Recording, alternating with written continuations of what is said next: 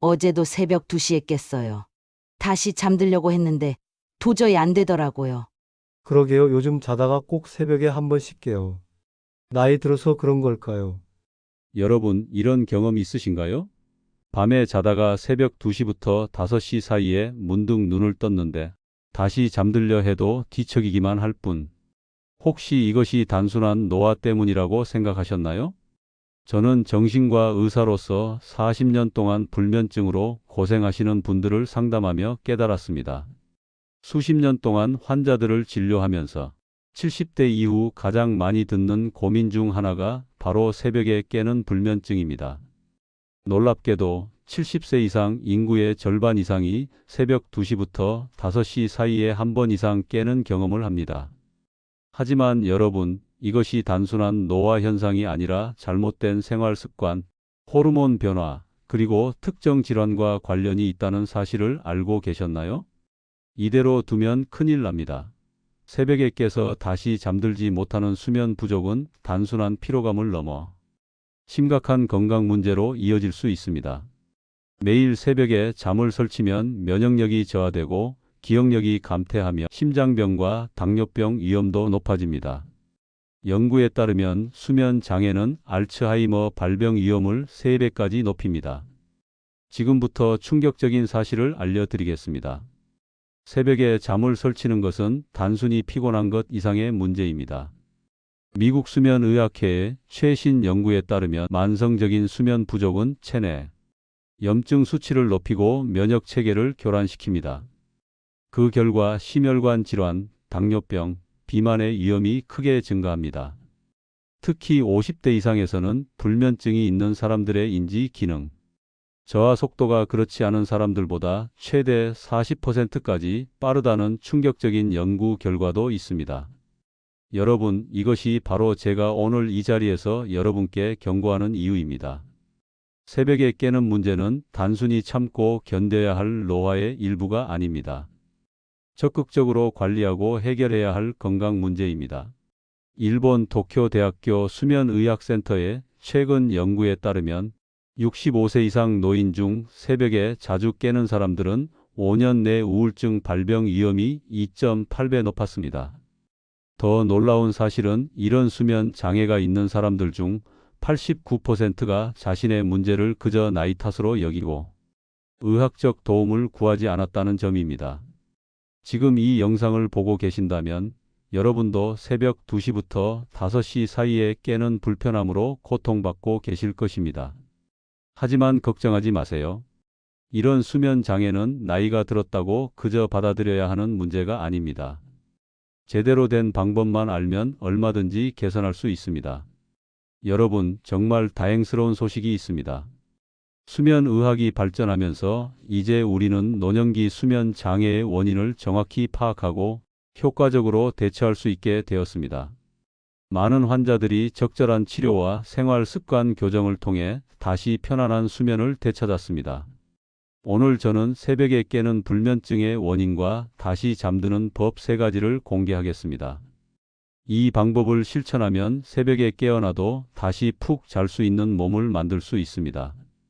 여러분의 건강한 수면은 단지 편안함의 문제가 아닙니다. 수면은 우리 몸이 회복하고 뇌가 정보를 정리하는 핵심 시간입니다. 충분한 수면 없이는 건강한 노후를 보낼 수 없습니다. 지금부터 그 원인과 다시 잠드는 과학적 방법 3가지를 알려드리겠습니다. 여러분, 제가 만났던 환자 중 한 분의 이야기를 들려드리겠습니다. 78세 박영수 씨는 은퇴한 중학교 교사로 40년 가까이 아이들을 가르치며 건강하게 살아오셨습니다. 선생님, 요즘 왜 이러는지 모르겠어요. 밤에 잠은 잘 들어요. 그런데 꼭 새벽 3시쯤 되면 눈이 떠져요. 그리고 나서는 아무리 누워 있어도 잠이 안 와요. 박영수 씨는 처음 저를 찾아왔을 때 이렇게 말씀하셨습니다. 수면 문제가 시작된 지는 약 6개월 정도 되었다고 했습니다. 처음에는 나이가 들어서 그런가 보다 했어요. 하루 이틀도 아니고 매일 새벽에 깨다 보니 정말 힘들더라고요. 낮에는 계속 졸리고 집중도 안 되고 심지어 가족들한테 짜증을 내기도 했어요. 이런 상황이 지속되면서 박영수 씨의 일상생활은 점점 더 힘들어졌습니다. 아침에는 피로감이 가시지 않고 낮에는 정신이 흐릿해서 취미 생활도 제대로 즐기지 못했습니다. 무엇보다 가장 큰 문제는 불안감이었습니다. 잠들기 전부터 오늘도 새벽에 깨면 어쩌지? 하는 걱정이 들어요. 그러다 보니 더 잠이 안 오는 것 같아요. 박영수 씨처럼 새벽에 깨는 문제로 고통받는 분들이 많습니다. 실제로 제 진료실을 찾는 60대 이상 환자 10명 중 7명은 비슷한 증상을 호소합니다. 박영수 씨의 경우 정밀 검사 결과 특별한 질환은 없었습니다. 다만 여러 생활 습관이 문제였죠. 저녁에 과식하는 습관, 잠들기 직전까지 스마트폰을 보는 습관, 그리고 낮 동안의 활동량 감소가 주된 원인이었습니다. 특히 은퇴 후 규칙적인 생활 리듬이 깨지면서 수면 사이클에도 문제가 생겼던 것입니다. 선생님, 이대로는 못 살겠어요. 다시 예전처럼 푹 자고 싶어요. 박영수 씨의 절박한 호소에 저는 몇 가지 생활 습관 개선과 함께 오늘 여러분께 알려드릴 3가지 방법을 알려드렸습니다. 그로부터 한 달 후 박영수 씨는 달라진 모습으로 진료실을 찾아오셨습니다. 선생님 덕분에 정말 좋아졌어요. 아직 가끔 새벽에 깨기는 하지만 예전처럼 2~3시간 뒤척이지 않아도 돼요. 깨더라도 10분, 15분 정도면 다시 잠들 수 있어요. 박영수 씨의 변화는 극적이었습니다. 낮 시간 활동량을 늘리고 저녁 식사 시간을 앞당기고 취침 전 루틴을 만든 것만으로도 큰 효과를 보았습니다. 특히 새벽에 깼을 때 사용한 수면 유도 손 마사지가 특히 효과적이었다고 했습니다. 이제는 새벽에 깨도 불안하지 않아요. 다시 잠들 수 있다는 자신감이 생겼거든요. 하지만 모든 분들이 박영수 씨처럼 빠르게 개선되는 것은 아닙니다. 또 다른 환자인 김순자 씨의 사례도 들려드리겠습니다. 김순자 씨는 72세의 주부로 평생 가족을 위해 헌신하며 살아오셨습니다. 남편과 사별한 후 최근 5년간 혼자 생활하고 계셨는데 약 1년 전부터 심각한 수면 장애를 겪고 있었습니다. 밤 11시쯤 잠들었다가 새벽 2시면 어김없이 깨요. 그리고 나면 아침까지 잠이 안 와요. 처음엔 가끔씩 그랬는데 이제는 거의 매일이에요. 김순자 씨는 초기에는 새벽에 깨면 TV를 보거나 스마트폰을 들여다보곤 했습니다. 하지만 이런 방법이 오히려 상황을 악화시켰다는 사실을 모르셨습니다. 혼자 살다 보니 불안감도 크고 새벽에 깨면 온갖 걱정이 밀려와요. 그래서 뭐라도 봐야 마음이 편할 것 같았어요.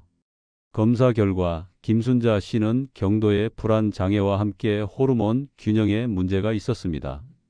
혼자 생활하면서 규칙적인 식사와 활동이 부족했고 사회적 교류도 줄어들었던 것이 원인이었습니다. 김순자 씨의 경우는 박영수 씨보다 시간이 더 걸렸습니다. 약 3개월간의 꾸준한 노력 끝에 조금씩 개선되기 시작했습니다. 처음에는 선생님이 알려주신 방법들이 효과가 없는 것 같았어요. 하지만 포기하지 않고 계속했더니 조금씩 나아지더라고요. 이제는 새벽에 깨더라도 30분 안에 다시 잠들 수 있어요. 김순자 씨에게 가장 효과적이었던 방법은 침실 환경 개선과 취침 전 루틴 만들기였습니다. 특히 잠들기 전 따뜻한 우유를 마시고 부드러운 음악을 들으며 명상하는 시간을 가지는 것이 큰 도움이 되었습니다. 또한 주 3회 노인복지센터에서 요가 교실에 참여하면서 사회적 교류도 늘리고 신체 활동도 증가시켰습니다. 이러한 변화가 종합적으로 수면 패턴 개선에 도움을 주었습니다. 이제는 하루의 시작이 달라졌어요.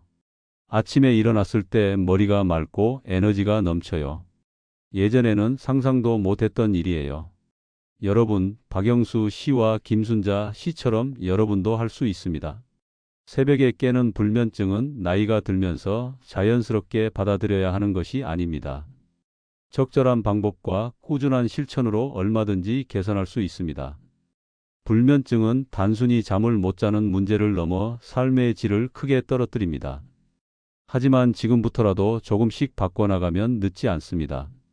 제가 40년간 수많은 불면증 환자들을 상담하며 발견한 사실은 작은 변화가 큰 차이를 만든다는 것입니다. 여러분, 새벽에 깨는 현상은 단순한 우연이 아닙니다. 여기에는 과학적인 원인이 있습니다. 지금부터 새벽에 깨는 주요 이유 3가지를 자세히 설명해 드리겠습니다. 첫째, 멜라토닌 감소입니다. 멜라토닌은 우리 몸에서 생성되는 수면 호르몬으로 밤이 되면 분비가 증가하여 우리가 잠들 수 있도록 도와줍니다. 하지만 나이가 들수록 이 멜라토닌의 분비량이 현저히 감소합니다. 놀랍게도 65세 이상 노인의 멜라토닌 분비량은 젊은 시절의 절반 이하로 떨어집니다. 특히 새벽 2시에서 4시 사이에 멜라토닌 수치가 급격히 떨어지는데 이것이 바로 여러분이 새벽에 깨는 첫 번째 이유입니다. 일반적으로 젊은 사람들은 밤 10시경부터 멜라토닌 분비가 새벽 2시경의 최고치에 달한 후 서서히 감소하며 아침이 됩니다. 하지만 나이가 들면 멜라토닌의 최고치가 낮아질 뿐 아니라 새벽에 더 급격히 감소하는 경향이 있습니다. 박 선생님, 그럼 멜라토닌 보충제를 먹으면 되는 거 아닌가요? 많은 환자분들이 이런 질문을 하십니다. 멜라토닌 보충제가 도움이 될 수는 있지만 이것만으로는 충분하지 않습니다. 오히려 자연스럽게 멜라토닌 분비를 촉진하는 생활 습관을 만드는 것이 중요합니다. 둘째, 스트레스와 불안감입니다. 우리 몸은 스트레스를 받으면 코르티솔이라는 호르몬을 분비합니다. 코르티솔은 일명 스트레스 호르몬으로 정상적인 경우 아침에 높고 밤에 낮아져야 합니다. 하지만 지속적인 스트레스나 불안감을 겪는 분들은 이 패턴이 교란되어 밤이나 새벽에도 코르티솔 수치가 올라갈 수 있습니다. 특히 은퇴 후 생활 패턴의 변화, 배우자의 상실, 건강에 대한 걱정 등은 노년기 불안감의 주요 원인이 됩니다. 이러한 심리적 요인이 새벽에 깨는 두 번째 원인입니다. 여러분, 이 부분이 정말 중요합니다. 제 진료실을 찾는 많은 환자분들이 잠들기 전부터 과연 오늘 밤에는 푹 잘 수 있을까? 하는 걱정이 들어요 라고 말씀하십니다. 이런 걱정과 불안감 자체가 수면을 방해하는 악순환을 만들게 됩니다. 최근 하버드 의대 연구에 따르면 수면에 대한 과도한 걱정과 불안감은 그 자체로 뇌의 각성 상태를 유발하여 수면의 질을 저하시킨다고 합니다. 이것을 수면 불안증이라고 부르는데 나이가 들수록 이런 경향이 더 강해집니다. 셋째, 소변이 잦아지는 문제입니다. 나이가 들면서 방광 용량이 감소하고 신장 기능도 변화합니다. 특히 전립선 비대증이 있는 남성들이나 폐경 후 여성들은 야간에 소변을 보기 위해 일어나는 빈도가 증가합니다. 이를 야간뇨라고 합니다. 야간뇨는 단순히 화장실에 다녀오는 문제가 아닙니다. 한번 깨고 나면 다시 잠들기 어려운 경우가 많아 수면의 질을 크게 저하시킵니다. 통계에 따르면 65세 이상 노인의 약 70%가 야간에 한 번 이상 소변 때문에 일어납니다. 이것이 새벽에 깨는 세 번째 원인입니다. 또한 심장질환, 당뇨병, 고혈압과 같은 만성질환이 있거나 이뇨제와 같은 약물을 복용하는 경우에도 야간뇨가 심해질 수 있습니다. 김 박사님, 저는 밤에 물을 안 마셔도 자다가 화장실에 가고 싶어서 깨요. 이런 말씀을 자주 듣습니다. 하지만 중요한 것은 저녁에 수분 섭취를 완전히 제한하는 것이 오히려 탈수를 일으켜 수면의 질을 저하시킬 수 있다는 점입니다. 적절한 수분 관리와 함께 원인에 맞는 대처가 필요합니다. 이외에도 여러 요인들이 복합적으로 작용합니다. 수면 무호흡증이나 하지불안증후군과 같은 수면 장애도 새벽에 깨는 원인이 될 수 있습니다. 또한 카페인이나 알코올 섭취, 불규칙한 수면 습관, 침실 환경 등도 영향을 미칩니다. 여러분, 이런 원인들이 대부분 서로 연결되어 있다는 점을 기억하세요. 예를 들어, 야간뇨로 인해 자주 깨면 수면에 대한 불안감이 생기고 이 불안감이 다시 코르티솔 분비를 촉진하여 수면을 방해하는 악순환이 발생합니다. 하지만 이런 문제들은 적절한 대처를 통해 충분히 개선할 수 있습니다. 저는 지난 40년간 수천 명의 환자들이 다시 편안한 수면을 되찾는 것을 지켜봤습니다. 여러분도 할 수 있습니다. 이제 구체적인 해결책을 알아보겠습니다. 여러분, 지금까지 새벽에 깨는 원인에 대해 알아보았습니다. 이제 가장 중요한 부분, 다시 편안하게 잠들 수 있는 3가지 방법에 대해 말씀드리겠습니다. 이 방법들은 제가 40년 동안 수천 명의 환자들에게 적용해 온 것으로 과학적 근거와 임상 경험을 바탕으로 한 가장 효과적인 방법들입니다. 첫째, 몸을 따뜻하게 하는 수면 유도 손 마사지 활용하기입니다. 새벽에 깨어났을 때 대부분의 사람들은 무작정 뒤척이거나 스마트폰을 보거나 물을 마시기 위해 일어납니다. 하지만 이런 행동들은 모두 뇌를 더 각성시켜 다시 잠들기 어렵게 만듭니다. 대신 누워있는 상태에서 수면 유도 손 마사지를 시도해 보세요. 이 방법은 스탠포드 대학교 수면 연구소에서도 효과를 인정받은 기법입니다. 방법은 매우 간단합니다. 먼저 침대에 누운 채로 두 손을 가슴 위에 올려놓습니다. 그런 다음 오른손으로 왼손의 손바닥 중앙을 천천히 원을 그리듯 20초간 문지릅니다. 이어서 왼손의 각 손가락 끝을 오른손 엄지와 검지로 잡고 부드럽게 3초간 누르는 동작을 반복합니다. 마지막으로 손목에서 팔꿈치 방향으로 부드럽게 3번 쓸어 올립니다. 반대쪽 손도 동일하게 마사지합니다. 이게 무슨 효과가 있을까요? 라고 생각하실 수 있습니다. 놀랍게도 이 손 마사지는 여러 가지 메커니즘으로 수면을 촉진합니다. 우리 손에는 많은 신경 말단과 혈관이 집중되어 있어 손을 마사지하면 전신의 혈액순환이 개선됩니다. 또한 손에 있는 특정 지압점들은 자율신경계와 연결되어 있어 이를 자극하면 부교감신경이 활성화되어 몸이 이완됩니다.